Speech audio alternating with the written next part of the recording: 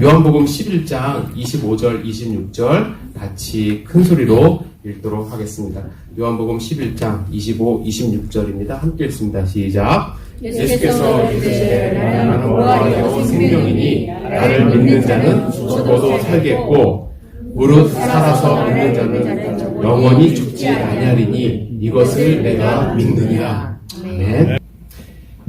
이스라엘의 예루살렘 도시 남동쪽에 베다니라고 하는 곳이 있습니다.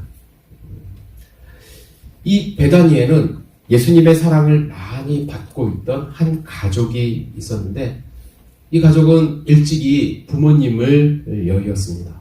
부모님 없이 가장으로는 오라버지, 그러니까 오빠인 나사로가 있었고 두 여동생, 여러분들도 잘 아실 거예요.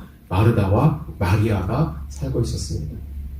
예수님께서는 꼭 1년에 한 번 이상은 예루살렘에 가셨는데 예루살렘에 가실 때마다 이 가정에 머무셨습니다.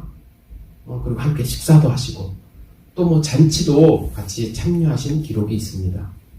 그런데 예수님이 정말로 사랑하는 이 가정 가운데 문제가 생겼어요. 가정에 가장이라고 할 수 있는 오라버니 나사로가 몸에 병이 들어 죽게 되었습니다. 마리아와 마리아는 급하게 예수님이 어디 있는지 찾았어요. 수소문해서 사람을 보냅니다. 빨리 오셔서 우리 오빠 좀 살려주세요. 다 죽게 되었습니다. 그런데 참 애석하게 예수님은 어떤 목적이 있으셨는데 이 소식을 듣고 금방 오지 않으셨어요. 더 지체하셨어요. 그러고 나서 와 보니까 이미 나사로는 죽은 지 사흘이 된 그러한 상황이 오늘 본문 가운데 있습니다. 마르다하고 마리아는요, 나이가 많은 사람들이 아닙니다. 학자들이 추측하기로는 20살이 채 안 된 참 어린 그러한 소녀들, 아직 청장년이 되기 전에 그러한 누이였다라고 이야기를 합니다. 어린 나이에 부모님을 여의고 또 의지했던 오빠마저도 지금 죽게 되었어요. 여러분들 같으면 어떨까요? 부모님도 없이 또 집안에 남자인 오빠도 지금 없어요.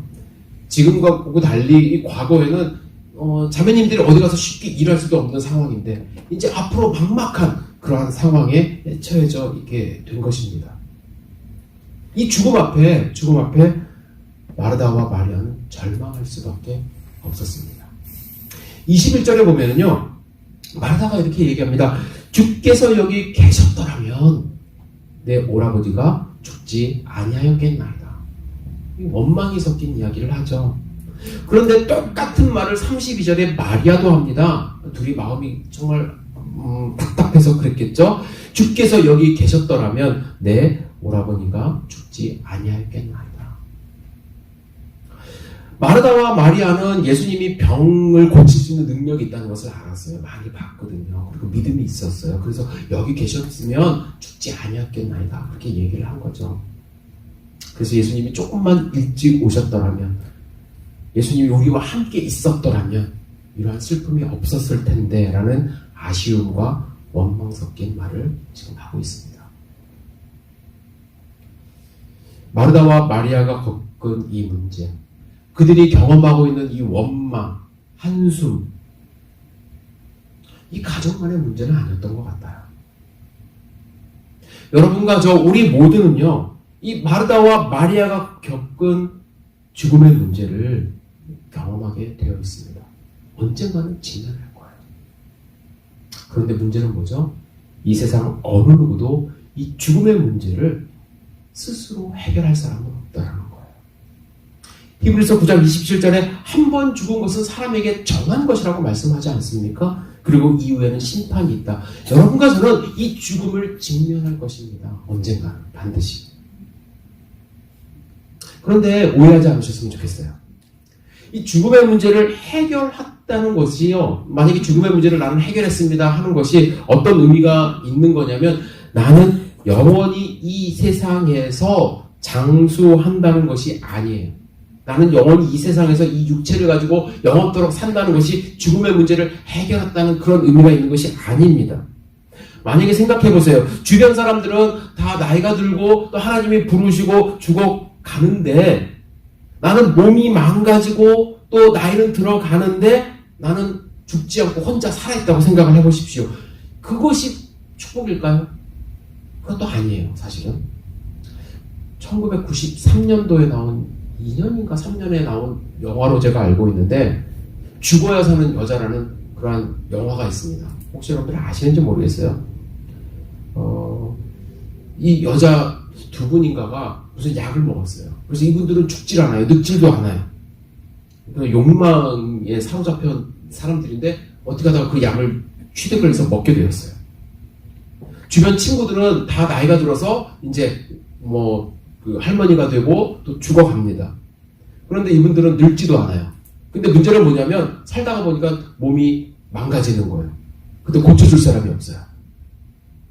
총이 맞았어요. 몸에 구멍이 뚫렸습니다. 그런데 흉측한 이 모습을 가지고 그냥 살아갈 수밖에 없어요. 죽지 않으니까. 그래서 그 영화는 죽지 않고 그냥 살아남는 것이 결코 이 세상에서 행복하지 않다는 것을 보여주는 그러한 영화였던 것 같아요. 그래서 여러분, 죽음의 문제를 해결했다는 것은요, 이 세상에서 그냥 무조건 오래 사는 것, 그게 죽음의 문제를 해결한 것이 아닙니다. 죽음의 문제를 해결한 것은 우리는 죽을 수밖에 없는데 죽음 이후에 심판을 받지 않고 예수님이 다시 오실 때 다시 부활하여 영화로운 모습. 그 모습이 어떤 모습일지 저는 상상이 잘 안 가는데 여하튼 우리가 가진 이 육체가 아닌 하나님이 다시 주시는 영화로운 모습으로 하나님과 기쁨으로 영생한다는 거예요. 그게 나의 죽음을 해결하는 거예요. 그것이 해결되지 않으면 어떤 현상이 벌어지냐면 우리가 지금 요한계시록 묵상하고 있지 않습니까? 요한계시록에 보면은 예수님이 다시 재림하시고 천년왕국이 지난 후에 심판을 받게 되는데 죽음의 문제를 해결하지 않은 사람은 그 사람은 영원한 형벌에 빠지는 거예요. 죽음 이후에 믿는 자들은 하나님과 기쁨으로 천국에서 하나님 나라에서의 삶을 살아가는 것. 그것이 바로 죽음의 문제를 해결하는 것이죠. 여러분들, 우리가 죽음을 두려워하는 이유는 무엇입니까? 가족들과의 헤어짐에 대한 아쉬움, 또 지금 떠나면 다시 보지 못할 것에 대한 안타까움, 또 알지 못하는 곳으로 갈 것에 대한 두려움, 그죠? 내가 사후에는 어떻게 될 것인가의 두려움, 그것 때문에 죽음을 많이 두려워합니다. 하지만 예수님은 부활을 통해서 우리는 분명히 하나님 나라에서 다시 만날 것이고 완전한 몸으로 일어날 것임을 말씀하셨어요. 그래서 죽은 지 3일이 된 나사로를 일으켜 세워주시며 부활의 능력이 있음을 스스로 보여주셨고 예수님 자신도 스스로도 3일 만에 부활하여 나는 부활이요 생명이다라고 선언하신 것입니다. 이 사실을 믿는 여러분과 저는 예수님이 다시 오실 때 완전한 몸으로 부활을 할 것입니다. 예수님은 부활일까? 예수님은 부활로 가는 어떠한 티켓일까가 아니라 예수님 스스로가 부활이십니다. 따라서 예수님을 믿는 우리는 부활이신 예수님을 소유하고 있는 것이기 때문에 우리는 다시 부활할 것입니다. 여러분들, 부활의 예수님을 믿으십니까? 예수님이 이 땅 가운데 오신 것이 기쁨이다라고 사람들이 많이 이야기를 합니다. 메리 크리스마스라고 얘기를 하죠. 기쁘다 구주 오셨네 찬양을 하지 않습니까? 왜 기쁨이 돼요? 여러분과 저의 죽음의 문제를 해결했기 때문에. 그렇다면요, 예수님이 이 땅 가운데 오셔서 나의 부활이 되신 것을 믿는 것과 믿지 않는 것 어떤 차이가 있을까? 여러분들 잘 생각을 하셔야 돼요. 예수님의 부활을 믿는 것과 믿지 않는 것은 어떤 차이가 있을까? 나는 예수님을, 제가 왜 이런 말씀을 드리냐면, 나는 예수님을 믿는다고 얘기를 하면서도 어떤 분들은 부활을 잘 믿질 않아요. 그래서 능력을 갖지 못하기 때문에 여러분들 잘 판단을, 스스로를 생각을 해보셔야 된다는 거예요. 이 부분에 대해서는 제 말이 아닌 제가 존경하는 한 목사님의 설교를 좀 빌려 오겠습니다.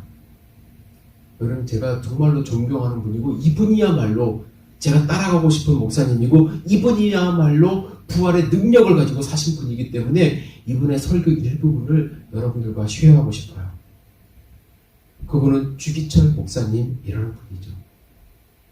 주기철 목사님, 여러분들 한 번쯤 말씀은 들어보셨을 텐데, 목사님이 하셨던 마지막 설교 제목이 나의 5종목의 기원이라는 설교입니다. 5종목이라는 것은 5가지 나의 기도문이라는 설교인데요. 5가지 중에서 첫 번째 기도, 그 부분만 제가 소개해드리고 싶습니다. 첫 번째 기도는 어떤 기도냐면, 죽음의 권세를 이기게 하여 주시옵소서. 목사님은 이렇게 설교하십니다. 나는 바야흐로 죽음에 직면하고 있습니다. 내 목숨을 빼앗으려는 검은 손은 시시각각으로 내 가까이에 뻗어오고 있습니다. 죽음에 직면한 나는 사망의 권세를 이기게 하여 주옵소서라고 기도하지 않을 수 없습니다. 무릇 생명에 있는 모든 만물이 다 죽음 앞에서 탄식하며 숨쉬는 인생은 다 죽음 앞에 떨고 슬퍼합니다. 사망의 권세는 마귀가 사람을 위협하는 최대의 무기인 셈입니다. 죽기가 무서워 의를 버리고 죽음을 피하려고 믿음을 버리는 사람이 얼마나 많습니까? 죽음이 두려워서. 사도의 우두머리 베드로도 죽음이 두려워서 가야바의 법정에서 예수님을 부인하고 계집종 앞에서도 3번이나 맹세하였으니 누가 감히 죽음이 두렵지 않다고 장담하겠습니까? 아담과 하와가 범죄한 후 사람은 다 죽었습니다. 제왕, 장상, 제사, 가인도 다 죽었고 성현, 군자, 위인, 걸사도 다 북망산에 가 묻혔습니다. 죄 없이 억울하게 죽은 약자도 불쌍하지만 사랑하는 아내를 두고 죽은 사람, 가엾은 아이를 두고 가는 어머니의 비참한 죽음도 허다합니다.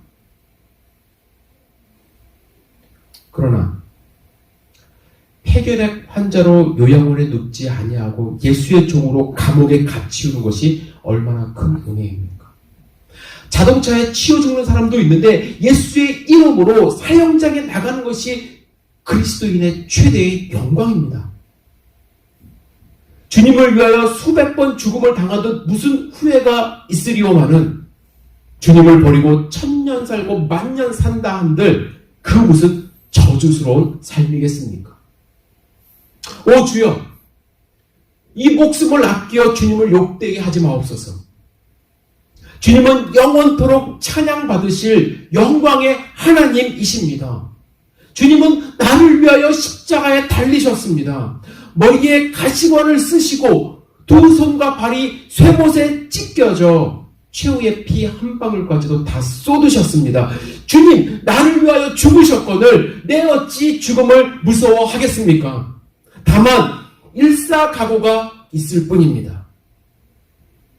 십자가에 죽으시고 무덤 속에서 3일 만에 부활하신 주님, 사망의 권세를 이기신 예수 그리스도여, 이 부족하고 연약한 종에게 부활의 믿음을 굳게 하사 나도 부활을 믿고 사망의 권세를 발 아래 밟게 하소서. 사망아, 너의 이기는 것이 어디 있느냐? 사망아, 너의 쏘는 것이 어디 있느냐? 나는 부활하신 예수님을 믿고 나도 부활할 것입니다.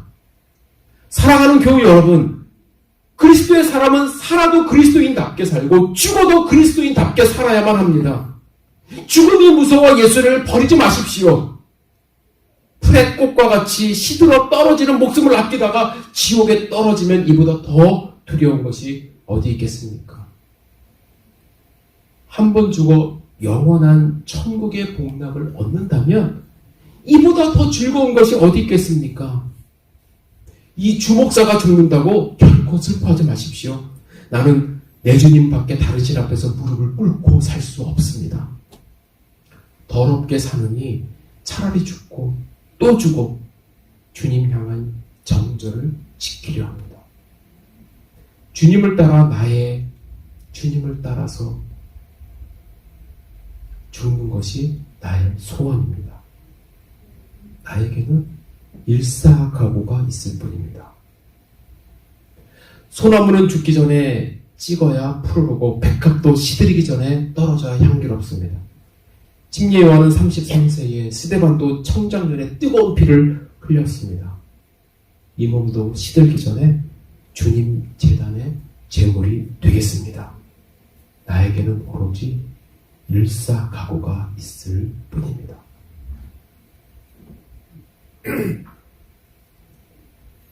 무엇 때문에 주기철 목사님은 이런 고통과 이런 어려움을 당했을까요? 무엇으로 인하여 주기철 목사님은 이런 고통과 어려움을 감수할 수 있었을까요? 주기철 목사님이 덜 똑똑해서 그랬을까요? 주기철 목사님이 편하게 사는 방법을 몰라서 그랬을까요? 단 한 가지. 예수님이 부활이라는, 나는 부활이요 생명이라는 그 사실을 믿는 믿음, 그것을 갖고 있기 때문에 주기철 목사님을 그렇게 만들었고, 여러분과 저도 죽음을 두려워하지 않고 하나님 앞에 서는 것을 두려워하지 않는 삶을 살 수가 있는 것입니다. 부활은 여러분과 저의 삶을 변화시킬 수 있는 힘과 능력이 있습니다. 사도 바울은 빌립보서 3장 10절에 내가 그리스도와 그 부활의 권능을 알고 싶다고 말했습니다. 부활의 권능이라고 얘기를 했어요. 에베소서 1장 19절 20절에서 그의 힘의 강력으로 역사하심을 따라 믿는 우리에게 베푸신 능력의 지극히 크심이 어떠한 것을 너희로 알게 하기를 구하노라. 그 능력이, 능력이라는 표현이죠. 그 능력이 그리스도 안에서 역사하사 죽은 자들 가운데서 다시 살리시고 하늘에서 자기 오른편에 앉히사. 에베소서에도 능력이라는 말이 나오고요. 빌립보서에서도 능력, 권능이라는 말이 나와요. 바울은 권능, 능력, 이 단어를 헬라어로 뭘 썼냐면 두나미스라는 단어를 썼어요. 두나미스. 어디서 많이 들어본 단어 같지 않으세요? 다이너마이트의 원어예요. 다이너마이트. 사도 바울은 예수님의 부활은 여러분과 저의 삶을 변화시키는 다이너마이트라고 얘기를 해요. 폭발하는 힘, 강력한 힘이라고 말하고 있는 거예요.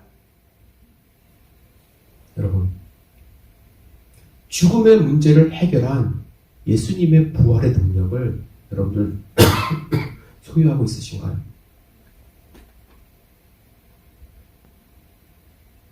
예수님이 이 땅 가운데 오셨는데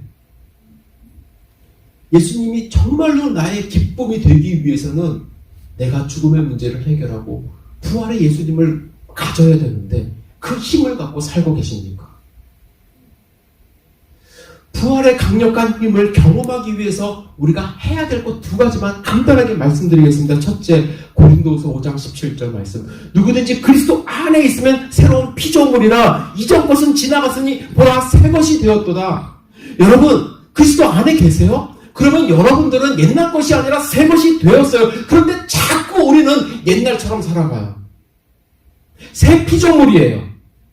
잠깐 겉으로 리모델링 한 것이 아니라 새로운 존재가 되었어요. 그 존재됨을 잊지 말고 사세요. 이것이 첫 번째예요. 근데 저를 포함해서 제가 만나는 분들 가운데 많은 분들이 자꾸 옛날 모습으로 살아가요. 새 피조물이 되었다는 것을 잊지 않고 살아가는 것이 부활의 능력으로 살아가는 첫 번째 발걸음이에요. 첫 번째 관문이에요. 거듭난 것을 알기 시작했기 때문에 시작할 수 있습니다. 그럼 두 번째로 우리가 해야 될 것이 있어요. 사도 바울은 로마서 12장 2절에 우리가 죽을 때까지, 하나님이 부르실 때까지 우리가 걸어가야 될 성화의 삶을 이야기를 합니다. 우리 같이 큰 소리를 읽을까요? 로마서 12장 2절 시작. 너희는 이 세대를 본받지 말고 오직 마음을 새롭게 함으로 변화를 받아 하나님의 선하시고 기뻐하시고 온전한 뜻이 무엇인지를 분별하도록 하라. 물론 이 말씀 말고도 다른 말씀 많이 있지만 제가 이 말씀을 선택한 이유는 여러분들 정말로 하나님의 뜻을 알려고 노력하는지, 온전하신 뜻이 무엇인지 분별하려고 노력하는 모습이 우리 가운데 있지 않으면 부활의 능력이 내 삶 가운데 나타나질 않아요. 그냥 세상에서 말하는 것대로 살아가고 과거의 나의 습관대로 살아가고,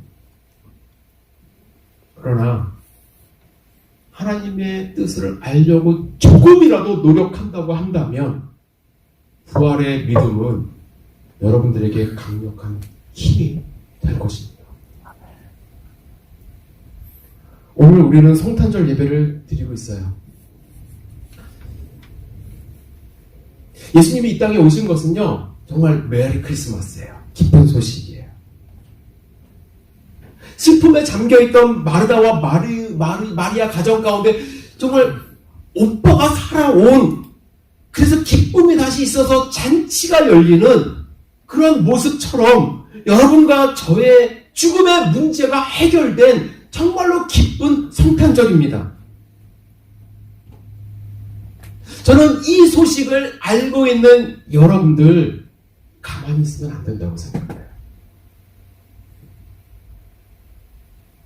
이 소식을 전할 기쁨이 내 마음속에 더욱더 충만해야만 합니다. 그래서 여러분들 예배 끝나고 돌아가시면요, 25일 며칠 더 남았잖아요. 정말 기도하는 마음으로 아직 교회를 잘 안 다니시는 분들에게 한번 전화도 하시고 카톡도 보내시고 찾아가셔도 되고, 복음을 증거하시고, 그래서 상대방이 이 사람이 왜 이러지? 무슨 변화가 있나? 전에는 이렇게 나한테 기쁨으로 얘기를 안 하더니 어떠한 변화가 있는가? 궁금해할 정도로 여러 명한테 안 하셔도 돼요. 단 한 명에게만 하셔도 돼요. 막 수백 명에게 하실 생각하지 마시고 주변에 정말로 내가 안타깝게 생각하는 한 명에게 기쁨의 소식을 전할 수만 있다면 정말 예수님도 내가 그래. 이 땅 가운데 온 건 잘한 것 같다. 인간의 몸으로 이 땅에 와서 십자가 사역을 하고 부활한 그 사역이 헛되지 않았구나.